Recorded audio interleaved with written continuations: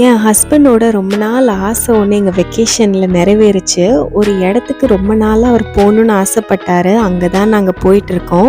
இந்த இடம் தான் அது. இந்த ஸ்ட்ரக்சரை பார்க்க தான் வந்தோம். இந்த இடத்துக்கு பேர் பாண்டுகாட். இந்த ஸ்ட்ரக்சரை ரோமன்ஸ் கட்டினாங்களாம். இந்த இடம் போகும் போதே எனக்கு ஏதோ டைம் ட்ராவல் மாதிரி தோணுச்சு. தண்ணியை ஒரு இடத்துலேருந்து இன்னொரு இடத்துக்கு கொண்டு போக தான் இதை கட்டினாங்களாம். மேலே அந்த உள்ள ஒரு ரூம் மாதிரி இருக்கும். அதுக்குள்ளே தண்ணி போகும். சைட்லேருந்து பார்த்தா இப்படி தான் நமக்கு தெரியும். இதெல்லாம் மூடி இருக்கும். தண்ணி உள்ள போனா இப்படிதான் இருக்கும்.